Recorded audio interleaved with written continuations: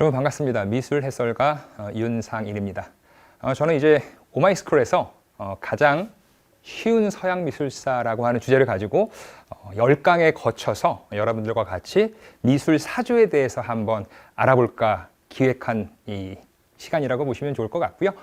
중요한 건 제가 주변을 이렇게 봤더니 그림에 관심이 굉장히 많으시고 그림을 좋아하는 분들이 굉장히 많은데 그 그림을 좀 더 쉽고 좀 더 명확하고 좀 더 깊게 알아보기 위해선 그 그림이 그려졌던 시대의 사조 이해가 가장 먼저가 아닌가 생각을 해보게 되었고요. 그래서 미술사에서 중요하게 평가되는 사조를 정말 최대한 제가 쉽게 여러분들과 같이 10번에 거쳐서 알아보는 시간을 갖도록 하겠습니다. 마음 같아서는 고대 미술부터 하면 좋을 뻔했으나 시간적인 부분도 그렇고 일반적으로 우리가 유럽을 여행하거나 이렇게 미술관에 갔을 때 가장 오래된 그림이라고 벽에 걸려있는 캔버스에 그려진 그림이라든가 나무판에 그려진 그림을 볼 때 중세부터 이해를 하면 미술관이나 이런 데 가서 그림을 보는데 별 문제가 없겠다라고 생각을 해서 오늘은 중세부터 우리가 살고 있는 21세기 예술까지 같이 한번 알아보도록 하겠습니다. 그럼 첫 번째 시간 중세로 같이 들어가 보시죠. 자, 첫 번째 강 중세라고 제가 이렇게 이름을 붙여놨는데요. 일반적으로 우리는 중세라는 단어를 참 많이 씁니다. 중세 시대에 활약했던 중세 스타일이다. 하지만 우리가 이렇게 사전을 보기 전까지 책을 읽거나 신문을 읽을 때 중세라는 단어를 보았을 때 스스로 중세가 어느 때인지 물어보는 사람은 아마 없을 겁니다. 물어보지 않는다는 얘기는 우리는 중세를 다 이해하고 넘어갔다는 얘기겠죠. 하지만 지금 여러분들 스스로에게 중세가 어느 시대였는지, 어느 기간이 중세였는지 한번 스스로에게 물어보면 어떨까요? 아마 제대로 된 명확한 답을 내기가 좀 힘들지 않을까 이렇게 생각을 해서 제가 중세를 가장 쉽게 한번 파헤쳐 보았습니다. 이렇게 보겠습니다. 중세를 여러 언어로 한번 써봤어요. 첫 번째, 맨 위에 있는 우리가 쓰는 중세라는 단어가 있고요. 그 밑에는 그 중세를 한자로 쓴 거고요. 그 밑에 우리가 얘기하는 미들 에이지죠. 말 그대로 중세입니다. 또 밑에 메디블이라는 단어 자체도 라틴어로서 중세를 나타내는 단어라고 보시면 되는데 그렇다면 지금 나와 있는 이 4개의 단어의 특징은 뭘까요?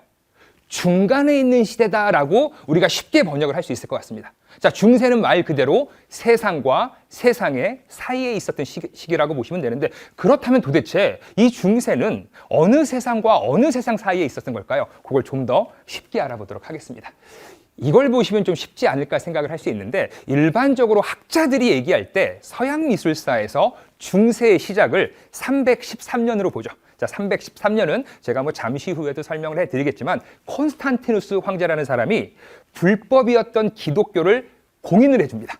이 이야기는 몰래 숨어서 예배를 받던 기독교인들이 이제 자유롭게 나와서 자기네들의 종교를 섬길 수 있는 시대가 바로 313년에 열린다고 보시면 되는데 바로 이 미술사에서는 이 313년을 중세의 시작이라고 보시면 좋을 것 같아요. 언제까지냐? 우리가 일반적으로 얘기하는 메디치 가문이 등장하는 15세기 이전까지 그냥 일반적으로 14세기까지라고 보시면 좋을 것 같은데 자, 이 4세기부터 14세기까지 이 1000년의 시간을 그냥 쉽게 중세로 이해하시면 되겠습니다. 하지만 일반적으로 우리가 르네상스도 보통 100에서 150년, 바로크도 100년 이렇게 정의를 하는데 1000년이라는 시간을 중세라는 단어로 그냥 이야기하기에는 너무 무책임하지 않은가. 그래서 학자들이 이렇게 세분화해서 나눠놨습니다.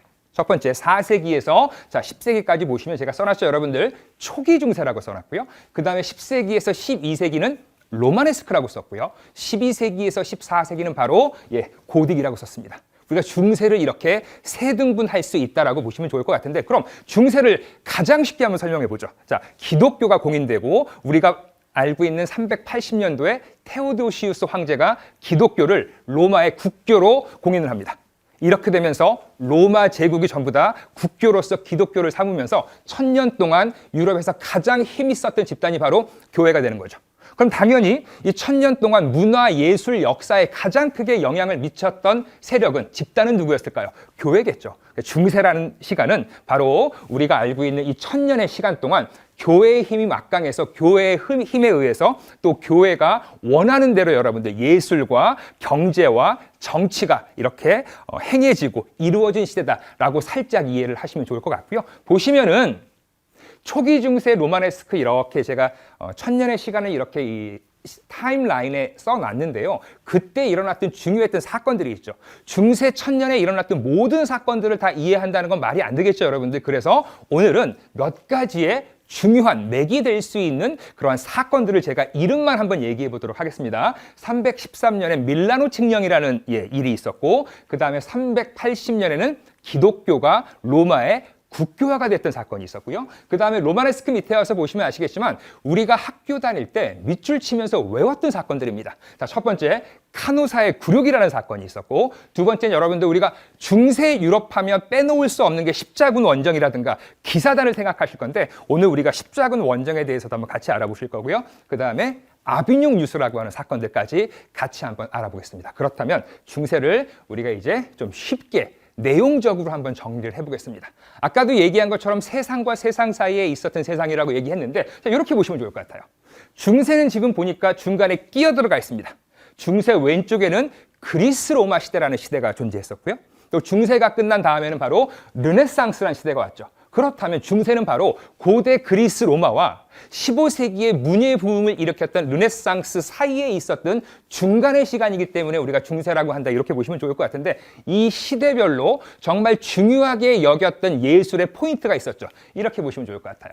그리스 로마에서는 가장 중요한 것 중에 하나가 예술을 할 때, 아니면 여러분 사상적으로도 인간 중심의 예술을 펼쳤던 게 가장 중요한 핵심이었죠. 철학을 베이스로 했던 이데아 속에 있었던 완벽한 인간의 모습을 인간답게 만들어내는 게 우리가 헬레니즘이라고 해가지고 인간 중심의 아름다움이 바로 고대 그리스 로마의 핵심이었고요. 자, 그렇다면 아까도 얘기했지만 313년에 기독교가 들어오면서 1000년 동안 유럽은 기독교 세력 하에 들어가 있었죠. 기독교 세력 하에 들어가 있으면서 그 중세 1000년은 예술의 중심이 인간 중심이 아니었고 신중심의 사회가 되었다고 보시면 좋을 것 같아요.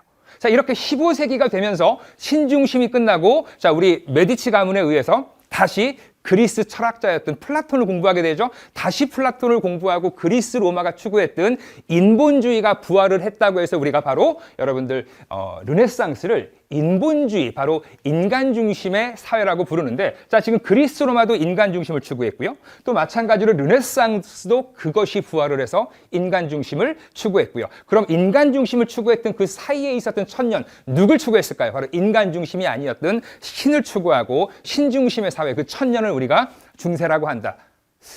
더 이상 쉽게 설명은 안 되지 않을까 생각을 해서 제가 정말 열심히 중세를 간단하게 설명을 해드렸고요. 그렇다면 이렇게 보겠습니다. 그럼 그 시대에 만들어진 작품을 이렇게 보시면 좋을 것 같은데, 자, 맨 왼쪽에 있는 작품을 먼저 보겠습니다.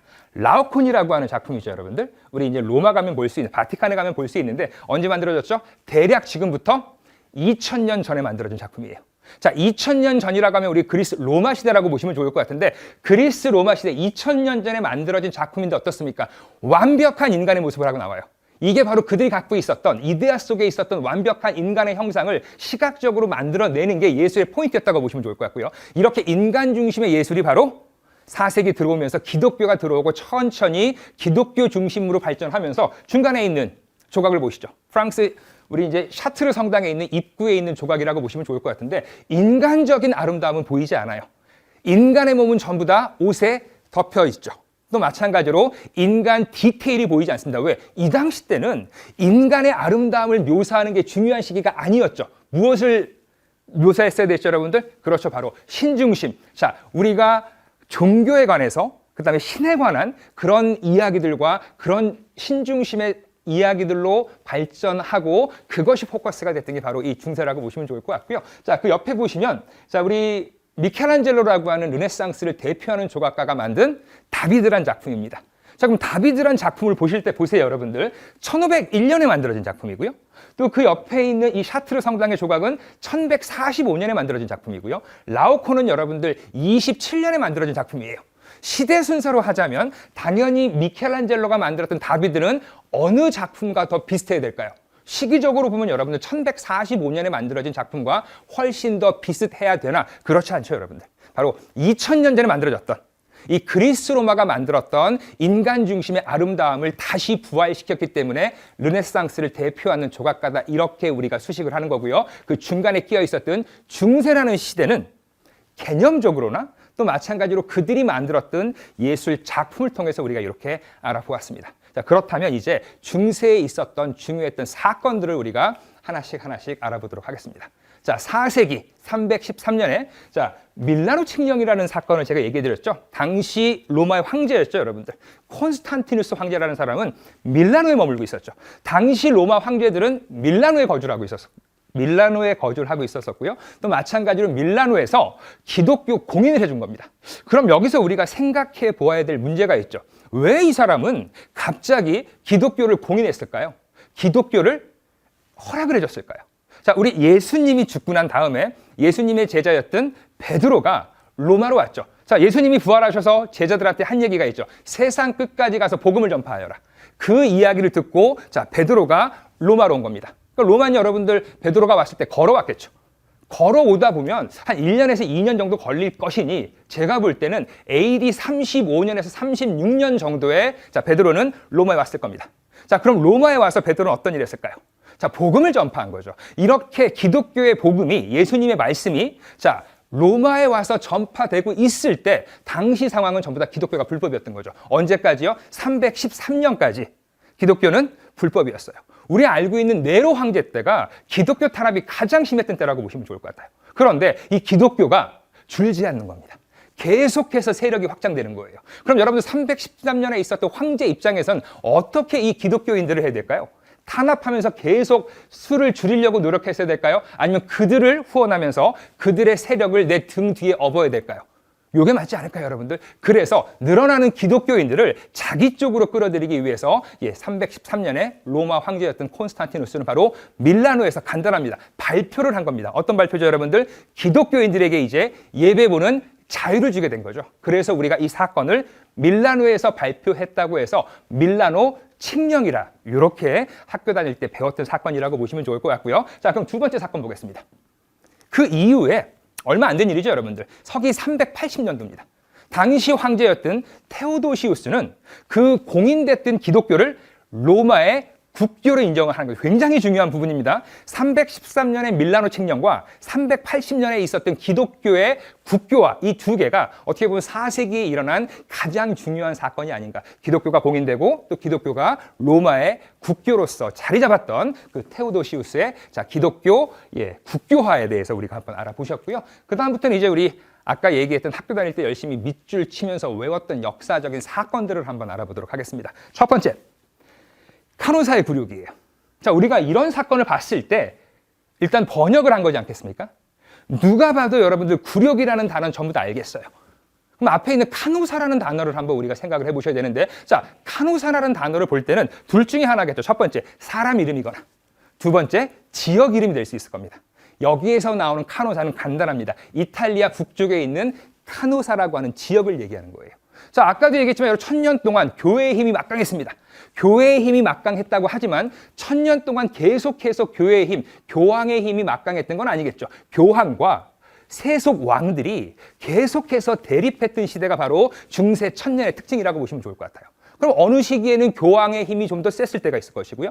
또 어느 시기에는 세속 왕들의 힘이 좀 셌던 때가 있지 않겠습니까? 그렇게 서로 주고받았던 시기라고 보시면 좋을 것 같은데 그 중에서 바로 로마 교황이 세속 왕의 힘을 제지했던 사건 중에 하나가 바로 여러분들 앞에 있는 카노사의 굴욕이라는 사건인데 간단하게 설명을 해드리겠습니다. 자, 이 당시 때 교황이었던 지금 뭐 상상도긴 하지만 그림에 나오고 있는 이 아저씨 그레고리 7세라는 교황이에요. 이 아저씨는 굉장히 개혁적인 교황이었고요. 일단 교회 내에서 많은 개혁을 시도했답니다. 그 시도했던 개혁 중에 하나가 서임권이라고 하죠. 자, 성직자를 임명할 수 있는 권한이 있어요. 그러니까 전통적으로 이 당시 때 그 서임권이라는 권력은 전부 다 세속 왕들이 갖고 있었습니다. 이걸 교황이 뺏어오려고 했던 거예요.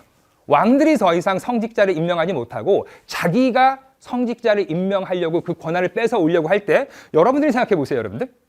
그 힘을 갖고 있었던 왕들은 이 힘을 넘겨주고 싶었을까요? 넘겨주고 싶지 않았을까요? 바로 넘겨주고 싶지 않았겠죠. 그 넘겨주고 싶지 않았던 사람이 바로 지금 여기 무릎을 꿇고 있는 하인리 4세라고 하는 신성로마 제국의 왕이라고 보시면 됩니다. 자, 교황이 이 힘을 뺏어오려고 하다 보니까 여기에 대립을 한 거예요. 이 대립을 하다 보니 그레고리 7세는 어떻게 했을까요? 이 하인리 4세라고 하는 왕을 파면시켜버립니다. 이 당시 때 사람들 생각입니다. 교황이 파면하면 지옥 가는 줄 알았어요. 그리고 당시 여러분들 하인리 4세 옆에서 하인리 4세를 도와줬던 사람들한테도 교황이 얘기하죠. 니네들 하인리 4세 도와주면 전부 다 파면이다. 자, 이 파면이라고 하는 얘기를 하다 보니까 옆에 있었던 하인리 4세 옆에 있었던 사람들이 전부 다 하인리 4세로부터 등을 돌립니다.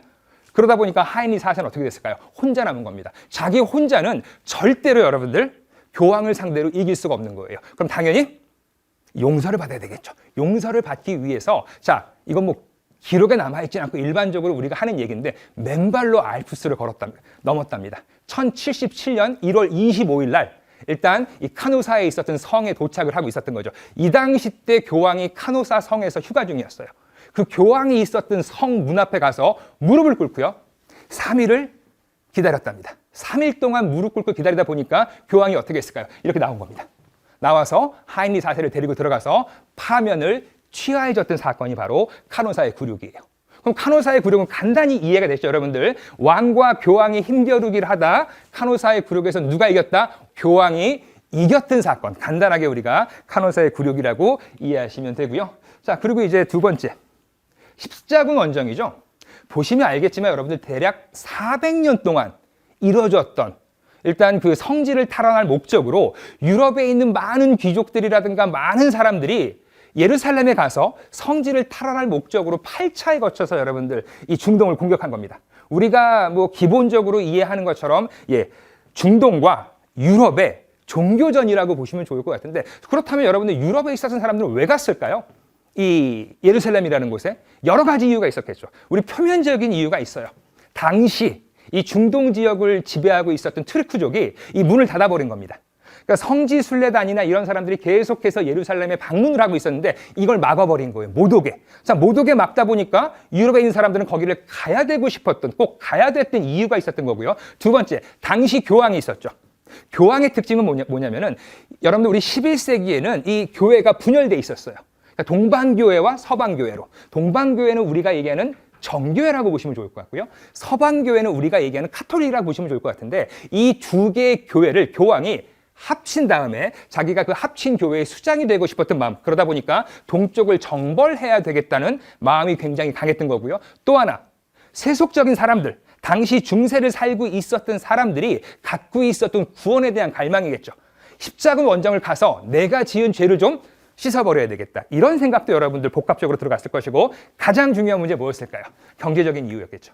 가면서 많은 돈을 벌 수 있다는 생각, 또 금은보화를 가져올 수 있다는 생각, 또 당시에 유럽에 있었던 그 상속제도의 문제였겠죠. 아버지가 죽고 나면 상속자는 큰아들이었던 겁니다. 그러니까 둘째 아들과 셋째 아들들은 상속이 안 되는 거예요. 이런 사람들을 모두 같이 십자군 원정에 동참할 수 있도록 사회적으로 분위기가 만들다 보니까 이렇게 400년에 걸쳐서 많은 유럽 사람들이 이 중동을 가게 된 거죠. 이렇게 우리가 십자군 원정에 대해서 이유와 이 정의를 한번 내려보시면 좋을 것 같고요. 그 다음에 여기 보세요, 여러분들. 이게 이제 십자군 원정을 갈 때의 루트들입니다. 여러 가지 루트가 있죠. 해상 루트도 있고 육로 루트가 있어요. 그럼 이렇게 십자군 원정을 400년 동안 다니다 보면 어떤 일이 벌어졌을까? 간단하게 이해해 보겠습니다. 많은 사람들이 가는 거예요. 군인도 갔을 것이고요. 성지 순례를 했던 사람들도 갔을 겁니다. 그렇다면 이들이 갈 때 어떤 문제가 생겼느냐? 인간이 하루에 걸어서 갈 수 있는 거리, 말을 타고 가도 갈 수 있는 거리는 한정적인 거예요. 그럼 당연히 여러분들 한정적으로 오늘은 물리적으로 여기까지밖에 못 간다라고 하면은 그 도착했던 그곳에서는 무엇을 했어야 될까요? 먹고 자야 되겠죠. 그럼 지금 이 지도에서 보시면 화살표대로 있는 곳 중에서 어쩔 수 없이 사람들이 머물고 사람들이 밥을 먹고 해야 되는 곳은 이때부터 번성하기 시작합니다. 간단하죠. 지금으로 보면은 여행업이 발전했던 곳이라고 보시면 좋을 것 같아요. 이렇게 십자군 원정대가 지나갔던 길, 또 마찬가지로 성지순례단들이 갔던 길. 그래서 여러분들 그 지역에 있었던 곳에서는 그렇게 많은 방문객들이 방문했던 지역에서는 어떤 일이 벌어졌느냐? 중간계층이었던 상인계층이 여러분들 엄청난 부를 축적하게 되는 거예요. 자, 상인계층들, 일반 중산층이었던 상인계층들이 당연히 경제적으로 부를 쌓다 보니 그들의 입김이 어디까지 작용을 할까요? 이제 문화, 정치, 예술 모든 분야에 여러분들 작용을 하게 되는 거죠. 어떻게 보면 여러분들 우리가 알고 있는 르네상스라고 하는 시대는 그 피렌체에서 있었던 그 고전을 다시 공부했던 것도 굉장히 중요한 부분이겠지만 이렇게 일반 사람들의 그 경제적인 수준과 일반 사람들이 문화 예술에 관여하면서부터 인간 중심의 예술로 발전할 수 있었던 굉장히 중요한 원인 중에 하나가 바로 이 당시 때 일어났던 거라고 보시면 좋을 것 같고, 그럼 우리 이 당시 때 유명하게 된 도시들이 몇 개 있죠. 가장 중요한 도시가 바로 베네치아였어요. 또 피사라든가, 또 여러분들 바리라고 하는 도시가 있죠. 또 그 다음에 우리가 시에나라든가, 이쪽 같은 경우는 어쩔 수 없이 사람들이 지나가고 성지 순례단들이 모였다 보니까 다양하게 발전을 할 수 있었고, 바로 십자군 원정은 이렇게 한 400년 동안 유럽에 큰 영향을 주었던 하나의 일이었고 하나의 사건이었다라고 이해하도록 하겠습니다. 자, 이제 우리 그 중세에서 다루는 마지막 역사적인 사건인데 아비뇽 유수라고 써 있어요. 자, 우리가 굉장히 친숙하게 학교 다닐 때 이제 들었던 역사적인 사건이죠. 자, 여기서도 보면 아비뇽과 유수를 한번 나눠서 볼게요. 유수, 간단합니다. 유배분에서 가둬놓는 게 유수예요. 그래서 여러분들 지금 사진 보시면 어떻죠? 아비뇽 유수가 일어났던 아비뇽에 있었던 교황청인데 제 눈에는 감옥으로 보여요. 그럼 아비뇽은 당연히 지역 이름이겠죠. 그럼 어떤 일이 벌어졌느냐? 자, 이제 여러분들 아까 우리 카노사의 굴욕 이어서 2차전이 벌어진다고 보시면 좋을 것 같아요. 당시 프랑스 왕이 있었죠. 제가 실제로 보진 않았는데 별명이 있습니다. 별명이 바로 미남 왕 필립이에요. 얼마나 잘생겼으면 이런 별명을 갖고 있었던 필립 4세라는 왕이 있었는데, 이 필립 4세라는 왕은 바로 교황과 대립하게 되었죠. 대립했던 가장 큰 이유, 돈입니다, 여러분들. 자, 필립 4세라는 왕은 교회로부터 세금을 받고 싶은데 이걸 교황이 반대하는 거예요. 교황이 이걸 반대하다 보니까 힘이 셌던 필립 4세는 어떻게 했죠, 여러분들? 군대를 보내서 교황을 아주 모욕을 주죠. 그리고 이 교황이 일단 모욕을 당한 다음에 한 달 후에 죽고, 그 다음부터는 자기가 입맛에 맞는 프랑스 출신의 교황을 교황 자리에 앉히고 자기 맘대로 교황을 꼭두각시로 이용했던 시기가 바로 이 아비뇽 유수 기간이라고 보시면 좋을 것 같은데, 보세요, 여러분들. 시간적으로 68년 동안이에요. 그러니까 68년 동안 7명의 교황이 로마 교황청에 있지 못하고 프랑스에 있는 아비뇽에 새로 만들었던 아비뇽 교황청에 와서 68년을 있었던 이 사건, 우리 역사적으로 바빌론 유수에서 유수라는 단어를 따서 우리가 아비뇽 유수라고 부르는데, 그 7명의 교황 그림을 보여드릴게요. 이 사람들이에요. 재밌게도 이 7명 교황의 특징이 있죠. 전부 다 프랑스 사람이에요. 그럼 이 당시 때 필립 4세라고 했던 프랑스 왕의 힘이 얼마나 강했는지 볼 수 있는 거고, 이렇게 우리가 이제 카노사의 굴욕 이후에 왕과 교황의 대립에서는 아비뇽 유수라는 사건에서는 바로 이 교황이 왕한테 힘이 밀렸었기 때문에 7명의 교황이 이러한 수모를 당했던 사건, 바로 이 아비뇽 유수, 간단하게 이해하시면 되고요. 자, 그 다음에 이제 우리가 아비뇽 유수를 얘기할 때 빼놓을 수 없는 것 중에 하나가 바로 이 와인이지 않나. 일단 앞에 있는 이 와인은 읽어보세요, 여러분들. 샤뚜네프 드 파프라고 써있죠. 샤또는요, 이제 프랑스 단어죠, 여러분들. 성이라는 단어고요. 또 마찬가지로 와인밭을 얘기하는, 와이너리를 얘기한다고 보시면 좋을 것 같고요. 네프는요, 영어 단어 중에 새롭다라는 new라고 보시면 좋을 것 같아요. 그 다음에 여러분들 드는 영어의 of, 뭐뭐의 이런 뜻이라고 보시면 되고요. 파프는 교황이라고 보시면 됩니다. 해석하시면 교황의 새로운 성이다라는 얘기예요. 그럼 교황의 새로운 성은 어디죠, 여러분들? 로마 교황청이 아닌 방금 전에 사진 보셨던 아비뇽에 있었던 아비뇽 교황청이겠죠. 여기서 68년 동안 와인을 마셔야 되겠죠, 여러분들. 그 중에서도 여러분들 두 번째로 있었던 요한 22세가 와인밭을 만든 게 지금 우리가 알고 있는 샤토네프 드 파프의 특징인데, 일단 13종의 포도를 섞어서 만드는 이 남쪽, 론 쪽에서 나오는 와인 중에는 굉장히 고급 와인 중에 하나가 바로 샤토네프 드 파프라는 와인인데, 이름이 너무 길죠. 그래서 CDP라고 부릅니다.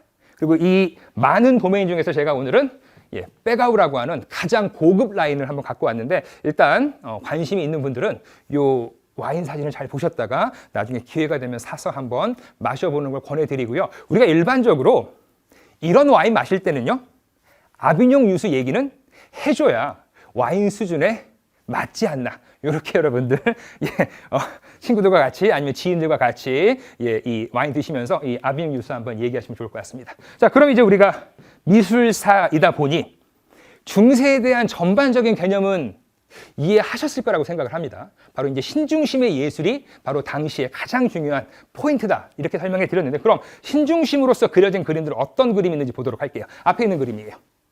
치마부에라는 이탈리아 화가가 그림을 그렸고요. 자, 그림을 그렸던 연도가 보니까 1290년에서 1295년도입니다.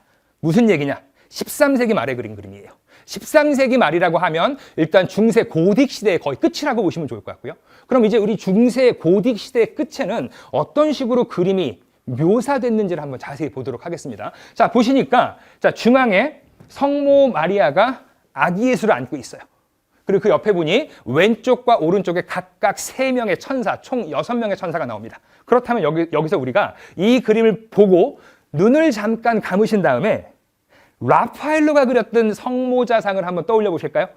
일반적으로 우리가 알고 있는 라파엘로가 그렸던 그 16세기를 대표하는 르네상스의 거장이었던 라파엘로가 그렸던 이 성모자상은 정말 인간 세상에서 볼 수 있는 모성에 넘치는 완벽한 엄마고요. 그 성모 마리아가 안고 있는 아기 예수조차 인간 중심으로 묘사된 정말 천진난만한 아기의 모습이 그려지죠. 이유는요, 바로 르네상스 시대에 그려졌던 성모 마리아와 아기 예수였기 때문이죠. 하지만 이 시기는 시기적으로 르네상스가 오기 전 중세에 그려지다 보니 신중심인 겁니다. 첫 번째 우리 성모 마리아 볼게요, 여러분들. 저는 이 그림 볼 때 성모 마리아가 인자해 보이지 않습니다. 굉장히 화가 나 있는 것 같아요.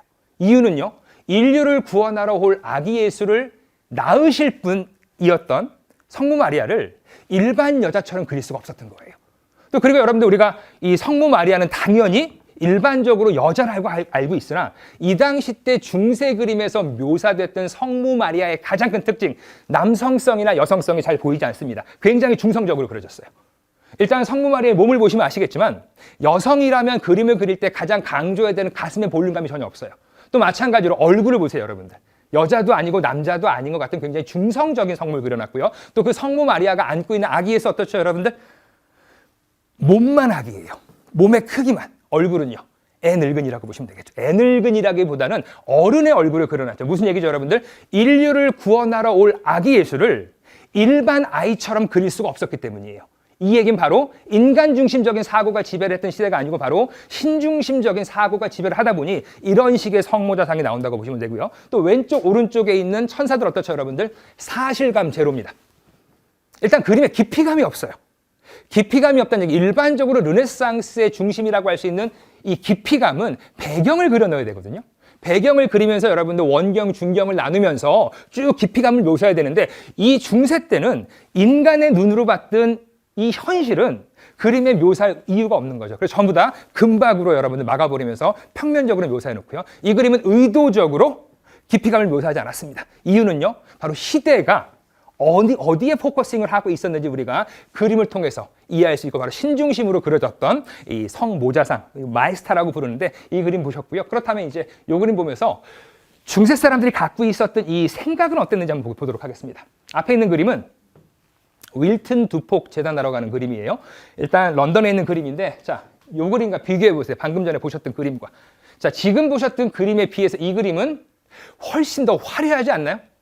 훨씬 더 화려하고 또 훨씬 더 우아하게 그림이 그려진 걸 우리가 쉽게 느낄 수가 있어요. 바로 이제 국제고딕 양식이 이제 시작을 하고 국제고딕 양식 시대 때 그려진 그림이기 때문인데 자, 우리가 그림을 감상할 때 가장 중요한 것 중에 하나입니다. 그림을 그린 화가라든가 제목이라든가 이걸 떠나서 우리가 첫 번째로 열심히 해야 되는 것 중에 하나가 바로 눈으로 관찰을 하는 거죠. 우리가 시각적 분석, 바로 비주얼 애널리시스라고 하는데 그림을 보셔야 돼요. 그림을 찬찬히 한번 보도록 할게요, 여러분들. 우리가 이 그림을 찬찬히 봤더니 이 그림의 가장 큰 특징은요, 왼쪽 패널과 오른쪽 패널이 붙어 있어요. 따로따로 그린 두 개의 패널을 중간에 이어버린 겁니다. 이었다는 얘기는 뭐죠, 여러분들? 여기 중간에 경첩이 있는 거예요. 경첩 보이세요, 여러분들? 자, 경첩이 있다는 얘기는 무슨 얘기죠, 여러분들? 그림을 접었다 폈다 할 수 있다는 얘기죠. 그럼 그림을 접게 제작한 이유는 뭘까요? 부피를 줄이기 위해서입니다. 자, 부피를 줄였다는 얘기는 이동할 때 가지고 다니기 편하게 만들어진 이유라고 보시면 좋을 것 같고요. 그럼 이 그림, 주문자가 이렇게 주문한 이유는 자기가 어딜 가든지 간에 이 그림을 갖고 다니면서 불안했던 마음을 달래기 위해서 어디에서든지 간에 펴놓고 그 앞에서 기도할 목적으로 그려졌다는 얘기죠. 그럼 당시 이 그림을 그렸던 사람은 어디에 의지하고 있는 거죠? 신한테 의지하고 있는 거예요. 그 신한테 의지하고 있는 사람이 바로 왼쪽 패널 아래에 무릎 꿇고 있는 사람이에요. 영국 왕입니다. 리차드 2세라고. 리차드 2세의 특징이 있었죠. 어린 나이에 왕이 되는 겁니다. 자, 어린 나이에 왕이 되다 보니까 걱정거리가 많았을까요? 적었을까요? 정말 무서웠겠죠. 누군가 나를 암살할 수도 있는 거고 이렇게 겁에 떨고 있었던 이 리차드 2세라는 왕이 주문을 해서 그림을 그린 그림인데 일단 왼쪽 편을 보니까 자기 위에 수호성인을 3명이나 배치했어요. 뭐 세례 요한이라든가 여러분들 뭐 에드먼드라든가 에드워드라든가 성인 3명을 배치하고요. 자, 그거보다도 오른쪽에 있는 패널을 보도록 할게요. 오른쪽의 패널을 봤더니 성모 마리아가 등장을 합니다. 그 성모 마리아 뒤에 보니까 여러분들 천사들이 쭉 등장을 하는데 성모 마리아와 천사들이 입고 있는 저 옷의 색깔이 바로 청색이죠. 이 당시 때 여러분들 금보다 훨씬 더 비쌌던 안료가 바로 랍스질리, 우리가 얘기하는 청금석이죠, 여러분들. 그 비쌌던 청금석을 아끼지 않은 거예요. 또 마찬가지로 그림이 배경을 보시면 아시겠지만 정말 디테일하게 문양이 들어간 금박으로 전부 다 처리가 됐습니다.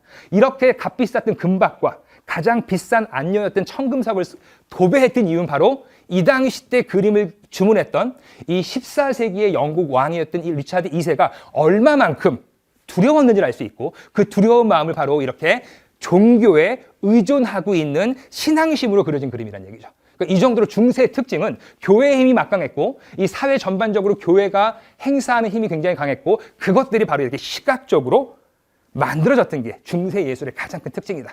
그러니까 우리가 그림을 이해하거나 또 마찬가지로 여러분들 그 사조를 이해할 때 가장 중요한 포인트 중에 하나는 그림은 시대의 거울입니다.